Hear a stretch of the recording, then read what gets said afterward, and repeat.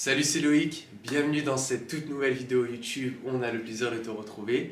Aujourd'hui, une grosse interview qui est prévue. C'est l'interview à mon avis qui va le plus t'intéresser sur ma chaîne puisque je suis avec John. John, comme tu vas voir, qui a créé son petit empire, il a une histoire super inspirante et je me réjouis par avance de t'expliquer tout ceci. Il va nous raconter son histoire, son parcours, donc là où il en est aujourd'hui et bien sûr ses futurs projets. Tu vas voir que c'est super intéressant. Donc John, je te laisse tout simplement te présenter. Yes, salut Loïc, très heureux en tout cas d'être sur ta chaîne. C'est cool, ouais, ça fait grave plaisir. Moi c'est Jonathan, donc j'ai 33 ans bientôt. Parcours assez difficile, parcours assez turbulent j'ai envie de dire. Je grandis avec une mère secrétaire d'école, un père qui faisait pas que des choses très légales. T'es braqueur de banque on va le dire. D'accord. Au moins c'est Ok, direct. comme ça, voilà. au moins c'est carré, c'est Ouais, direct. au moins c'est dit. Donc à ce moment-là j'ai 3 ans. Il part, donc évidemment j'ai appris tout ça après, hein. Donc il part en Israël, donc il est interdit de séjour en France, et on lui dit donc tu fais 18 ans ici ou tu pars dans ton pays parce qu'il était né en Israël à Beersheba. Donc il se retrouve évidemment à choisir d'aller en Israël. Moi je le découvre à peu près quand j'ai à peu près 15-16 ans, ouais 15-16 ans. Je prends l'avion seul avec une accompagnatrice, j'arrive à l'aéroport de Tel Aviv, je suis tout seul comme ça, il y a des grands écrans un peu partout, je suis paumé, et puis d'un coup j'entends qu'on me tape comme ça, donc je me retourne, je vois un gars. Il me dit, tu t'appelles comment? Je dis, Jonathan. Il me dit, Jonathan comment? Je dis, Dre. Et là, il me dit, viens mon fils. Et c'est là... Incroyable. Ah, c'est terrible. Incroyable. Et ça peut vraiment sembler irréaliste, romancé, film ou quoi, mais c'est pourtant la vérité. Donc moi, ça commence comme ça. Ok. Enfance un petit peu pas commune, Ouais, si je puis dire. ouais t'as raison. Et puis, qu'est-ce qui s'en est suivi du coup? T'es retourné ici en France? Comment ça s'est Ouais. passé? Alors j'y vais, donc là, c'est 2-3 semaines, voyage, tout ça, je découvre, je retourne en France. Et puis là, bon, j'essaie de suivre un cursus un peu classique, scolaire, école, que tout le monde connaît. Et puis j'y arrive pas, donc je quitte l'école, j'ai 15 ans et demi à peu près, 15 ans et demi, 16 ans. Bah, c'était en quatrième, donc j'ai jamais connu le lycée. Ok. Je ne sais pas du tout à quoi ça ressemble. Et j'avais beaucoup de mal avec le fait que dans la vie, en réalité, tu vis des épreuves et tu tires des leçons de ces épreuves-là. Ouais. Et dans le milieu scolaire, c'est un peu le contraire parce qu'on va te dire, apprends bien les leçons et après tu vas avoir une épreuve. Et je me disais, mais il y a un truc qui est un peu, tu vois, qui est un peu bizarre. Je vois ce que tu veux dire. Et là, bah, je découvre la danse, l'univers de la danse, tout ça. Du coup, je deviens breaker, donc on faisait du breakdance, on dansait, on avait une équipe. Et là, on commence à gagner un petit peu d'argent dans la danse. Donc on faisait des événements, il y avait des prize money. Et quand on était un peu bon, bah, on arrivait à gagner un peu d'argent avec ça. Et là, c'était les premiers moments où je commençais à gagner de l'argent par moi-même. Autrement, Ouais, quand tu sens que tu as envie de faire quelque chose, même si ça sort des sentiers battus, si tu décides de ne pas faire d'école, par exemple, c'est un exemple, hein, moi c'était ça.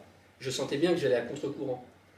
Et en fait, quand tu vas jusqu'au bout, tu en tires une leçon, c'est que même la réalité, elle est négociable. C'est-à-dire que les chemins tracés en disant voilà, il faut suivre ça, c'est conventionnel, à l'issue de ça, tu auras un papier qui va te permettre de du coup pouvoir revendiquer une crédibilité. En fait, même ça, ça se négocie. Et ça se négocie comment? En ayant le courage d'aller à contre-courant. D'ailleurs, on dit, hein, il y a que les poissons morts qui suivent le courant. ouais, Tu connais cette c'est phrase? vrai, ouais, exactement. Voilà, donc si tu as un peu le courage de faire des choses qui te tiennent à cœur, qui vont pas dans le sens du plus grand nombre, t'en tires des leçons que les autres n'auront pas en fait. Mm. Et là, moi j'ai compris que la réalité se négociait. Et ça a changé ma vie. Hein. À la suite de ça, qu'est-ce que tu te dis? Je pense que tu n'avais pas envie de retourner Non. peut-être dans un parcours classique, entre guillemets. Non, c'est vrai. Alors j'avais pas envie de ça, et paradoxalement, quand je rentrais à la maison, bah, je voyais bien la maman qui était un peu inquiète. Ouais. Elle est seule, voilà, Bien je sûr. suis son seul fils, machin. Elle dit putain, mon fils, il a pas eu une enfance facile, et il commence un peu à partir en cacahuète. Pour elle, c'était des galipettes, hein. La danse, c'était. Je sais même pas ce que je faisais. Ah, je comprends parce que c'est pas la même génération. Vraiment, Forcément, vraiment. quand tu leur amènes un chemin de vie un petit peu différent comme ça leur fait peur. Exactement. Et c'est pourtant bien en fait, c'est pas C'est ça. mauvais, mais ils ont tellement pas la même vision, il y a tellement un décalage C'est exactement que ça. c'est compliqué à... Donc on peut faire mal en voulant faire du bien. Et, Ouais.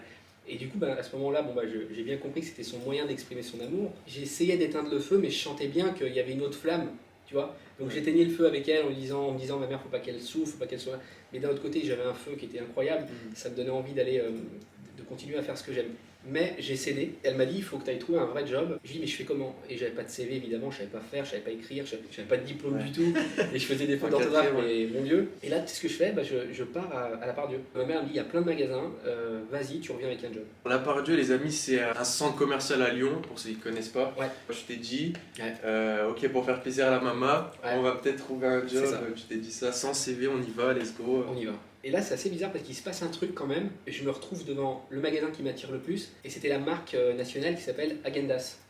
Ouais. qui vendait crème glacée. C'était chouette parce qu'en gros, je choisis cette marque-là et je ne sais pas pourquoi je me dirige vers celle-ci, mais en fait, je viens de comprendre à l'intérieur de moi qu'il y a un moyen de s'exprimer via une marque. Donc il y a un moyen en fait de convaincre, mais pas au travers de quelqu'un, mais au travers de quelque chose. Et là, j'ai une étincelle. Je me dis, ah, il y a peut-être quelque chose à faire. C'est quelque chose qui t'a attiré, ça. Tout de suite. Je me suis dit, il faut que je me spécialise dans ce que c'est qu'une marque, il faut que je crée une marque. Le gars qui me reçoit à ce moment-là, il s'appelait Benoît Boutry d'ailleurs. Il voit un gamin arriver, là, bizarre, j'arrive comme ça, je me débat, ça bastonne à l'intérieur de moi. Puis je pense que je lui ai fait un peu de peine. Il m'a dit, écoute mon gars, viens demain, tu vas pas faire des glaces, mais tu vas servir. Tu apporteras les plats à table et tout ça. On verra comment tu te débrouilles, c'est une journée découverte. Et si à l'issue de ça, j'aime bien comment tu travailles, on pourra éventuellement te prendre. J'y suis allé, tac tac tac, je fais ma journée de travail, je commence à servir des glaces, des trucs. Et il vient me voir 1 heure avant la fin du truc, et je me suis dit merde, il va me dire que c'est fini. Et il me dit, écoute, t'es pas mauvais pour une première journée, je veux bien te faire un petit temps partiel. Donc là, je signe mon CDD, tu vois, puis là je me donne à fond. Et puis il y a un truc qui est assez bizarre, quand vous avez un père qui vous abandonne, en réalité, on peut trouver des exemples paternels très rapidement. Il suffit de trouver quelqu'un qui a un chemin de vie qui vous intéresse. Je dis pas que vous remplacez le père, mais vous avez une certaine authenticité avec cette personne-là qui devient un peu un référent. Et bizarrement, c'est ce même gars-là qui me dit, il cherche un manager, j'ai pensé à toi.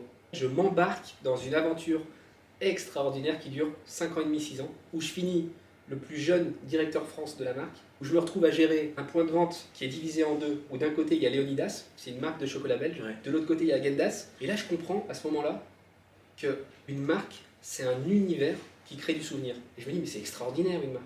Et là, dans ma tête, je me dis, à 100%, c'est sûr, je vais créer ma marque. Incroyable.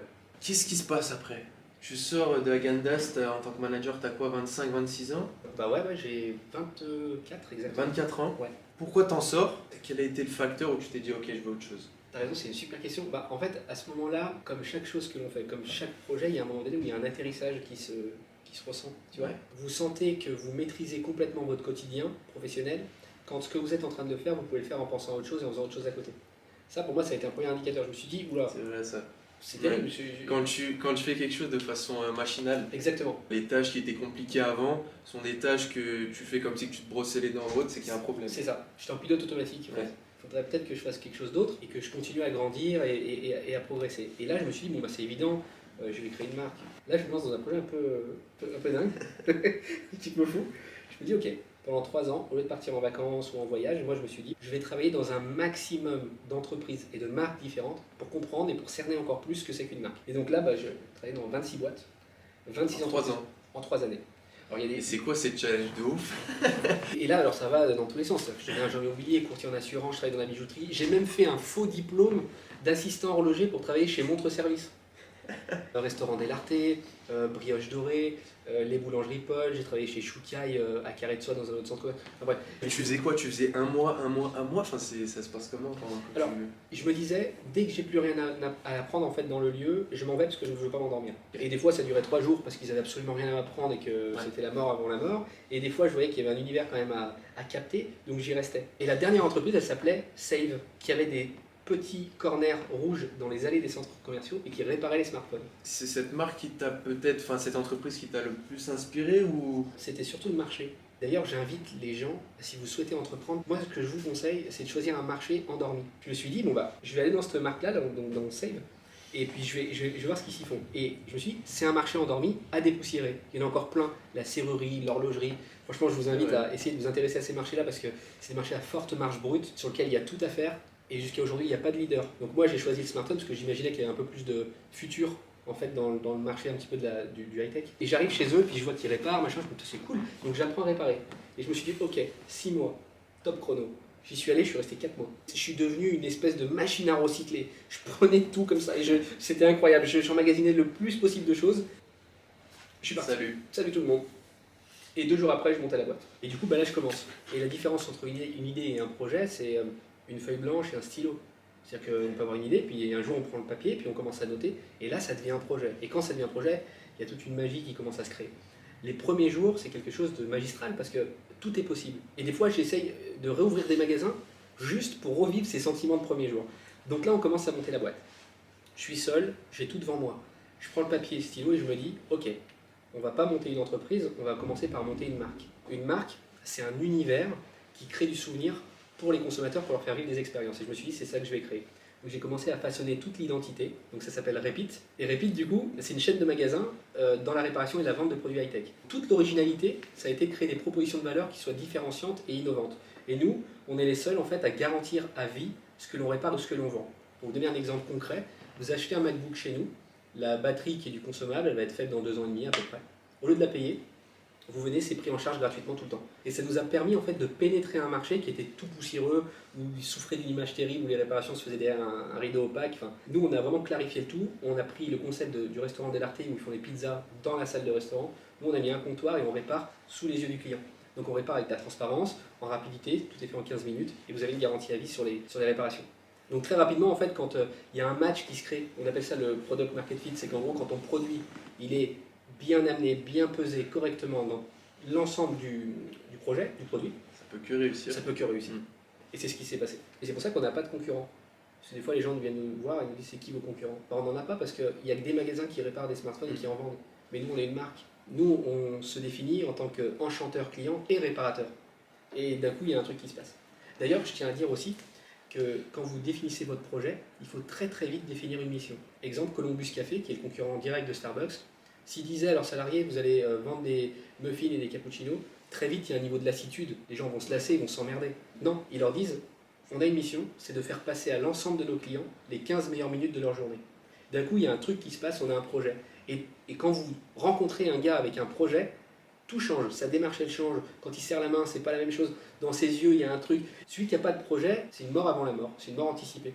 Dès que tu as un projet, tu as un truc qui te définit, et puis tu te réveilles le matin avec une raison concrète en fait. Et ta marque, elle a besoin de ça. Qu'est-ce qui s'en est suivi du coup? Et puis après, on n'avait pas de lieu où accueillir les clients, on n'avait rien, on n'avait aucune crédibilité. Donc on s'est dit, on va commencer avec ce qui coûte le moins cher. Donc on allait sur les bons plans Facebook et on mettait répare smartphone, machin, etc. Lieu de rendez-vous, on ne le mettait pas et on mettait notre numéro personnel. Les gens nous appelaient, vous êtes où? Et on disait toujours la même chose, nos locaux sont en travaux, rejoignez-nous à la Brioche Dorée au centre commercial de la Pardieu.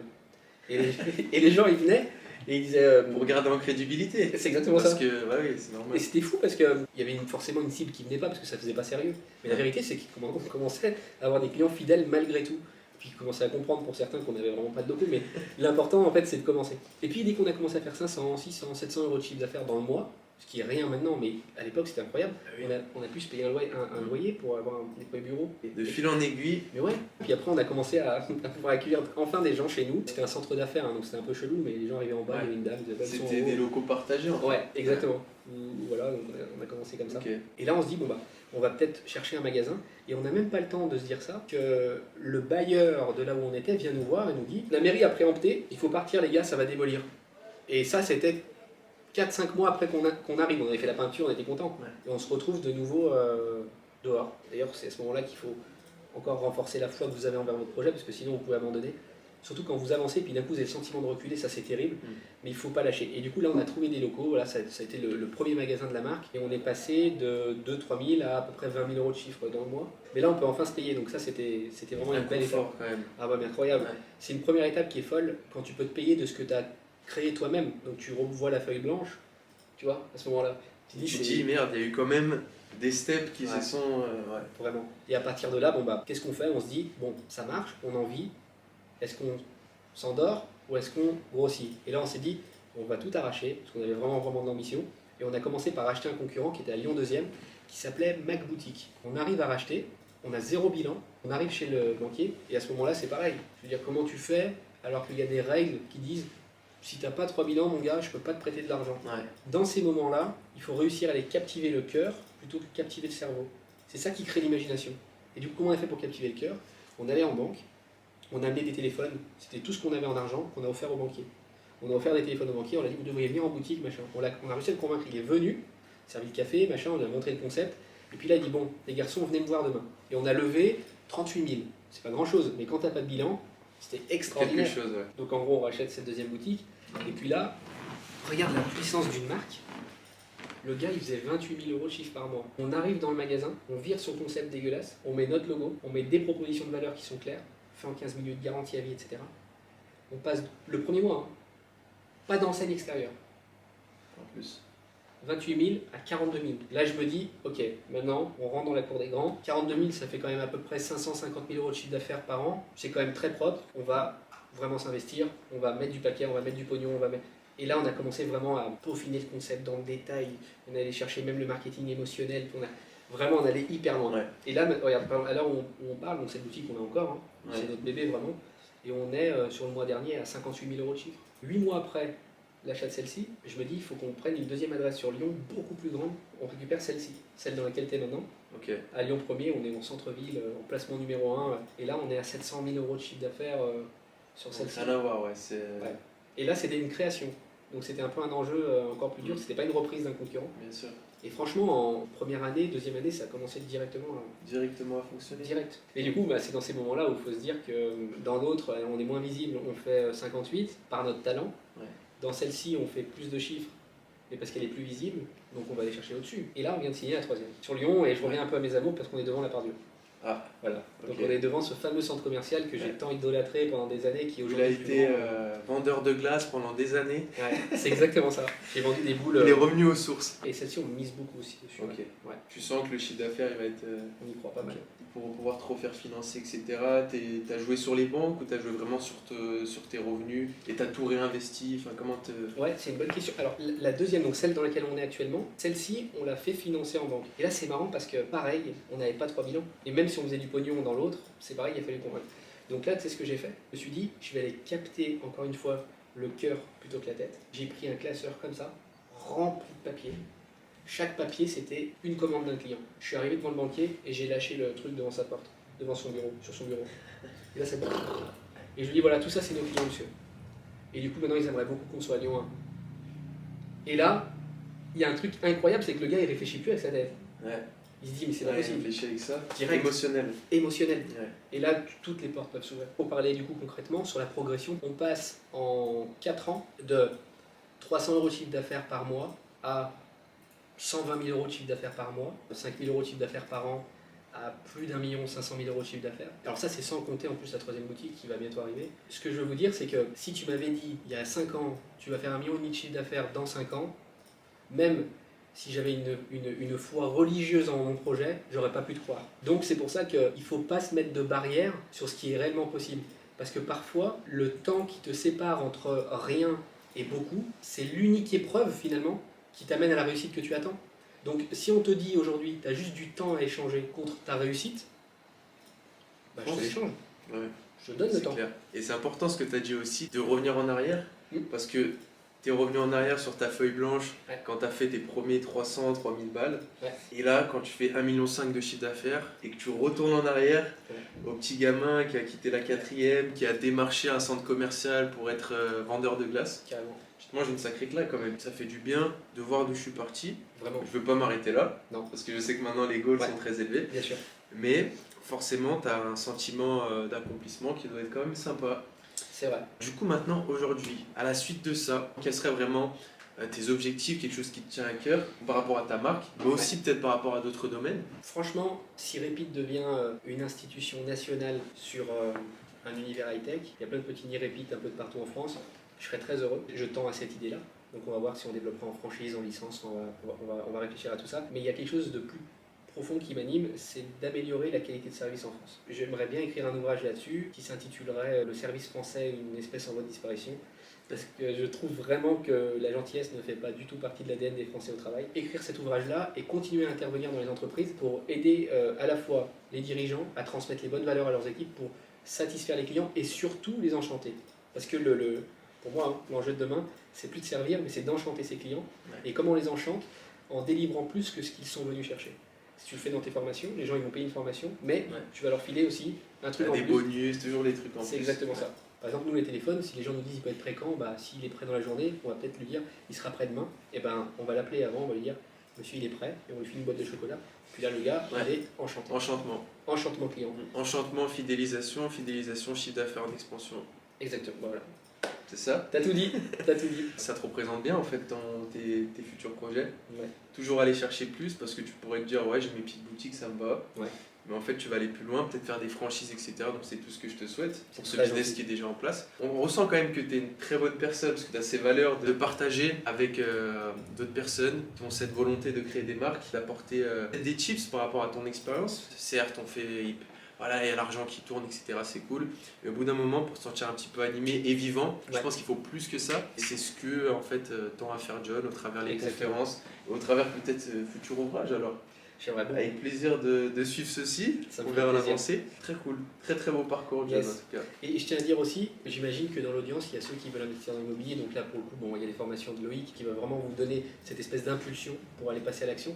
Mais il y a peut-être aussi ceux qui ont envie de créer un site internet avec un nom de marque pour mettre par exemple en location toutes leurs locations courte durée, tout ça.